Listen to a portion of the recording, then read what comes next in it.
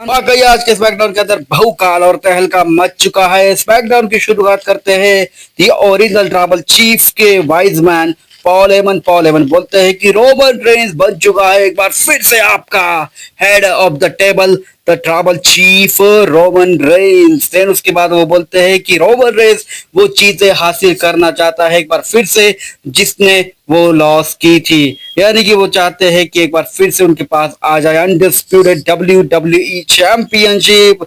उसके बाद वो बुलाते हैं कोडी रोज को, कोडी रोज आते हैं और ये प्रस्ताव वो रोमन रेंज का कोडी रोज के सामने रख देते हैं। और देन उसके बाद कोडी रोज बोलते हैं कि मैं कभी भी तैयार हूँ रोमन रेंज के लिए फाइट करने के लिए, लेकिन पॉल हेमन बोलते हैं कि रोमन रेंज तुम्हें ऐसे बिल्कुल भी चैलेंज नहीं ठोकने वाला, क्योंकि रोमन रेंज भी तुम्हारी इज्जत करता है, तौर तरीके से ही वो तुम्हें चैलेंज ठोकेगा। 2025 का रॉयल रंबल में रोमन रेंज एंट्री करेगा और देन उसके बाद रॉयल रंबल जीत के तुम्हारे सामने आके खड़े होके एक बार फिर से वो चैंपियनशिप को चेस करेगा और तुम दोनों का मैच होगा रेसलमेनिया 41 के मेन इवेंट के अंदर। उतने में ही केविन ओवेंस आते हैं और केविन ओवेंस बोलते हैं देख देख रोमन रेंज ने क्या कर दिया तेरे साथ, तू तो उसका दोस्त बनने चला था, लेकिन एक बार फिर से तेरी चैंपियनशिप के पीछे रोमन रेंज आने वाला है। लेकिन कोडी रोज यहाँ पर कुछ भी नहीं सुनते।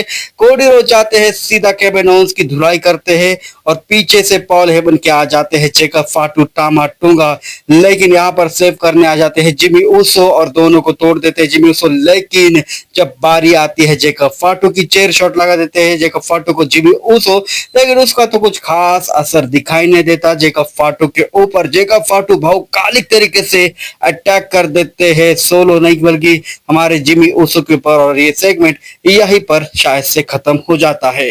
वहां पर एलए नाइट भी आते हैं बचाने जिमी ऊसो को, लेकिन वहां पर जिमी ऊसो के साथ यानी कि निक ऑल्डिस लेके आते हैं सिक्योरिटी गार्ड, और सिक्योरिटी गार्ड लेके जाते हैं यहाँ पर जेकब फाटू और टामा टुआ को।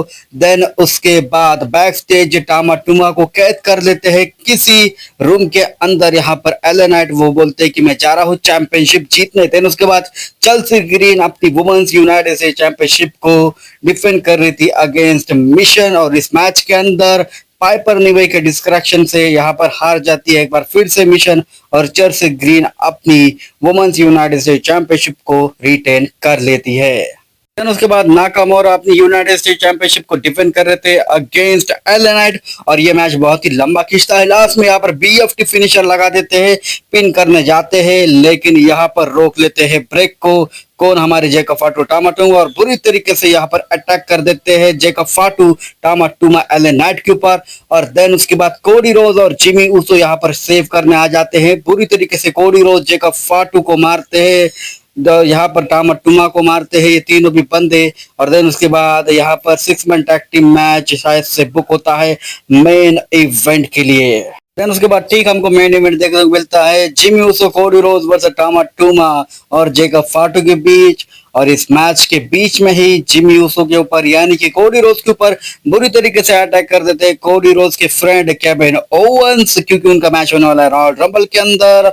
और इस तरीके से कोडी रोज वहां से भाग जाते हैं, केविन ओवेंस के पछड़े में वो पड़ जाते हैं और जिमी ऊसो अकेले हो जाते हैं, और जिमी ऊसो के ऊपर ये बुरी तरीके से अटैक करते थे। कोडी रोज का फायदा उठा लेते हैं वो, और यहाँ पर जिमी ऊसो को हरा के तहलका मचा देते हैं जेकब फाटू और टामा टुमा स्मैकडाउन के मेन इवेंट के अंदर। अब रोमन रेंज कब वापस आएंगे ये तो हमको आगे पता ही लग जाएगा दोस्तों। तो दोस्तों ये वीडियो बस ये तक थी। अगर आपको वीडियो पसंद आया हो तो वीडियो को लाइक और चैनल को कर दीजिए परफेक्ट तरीके से इज्जत के साथ सब्सक्राइब।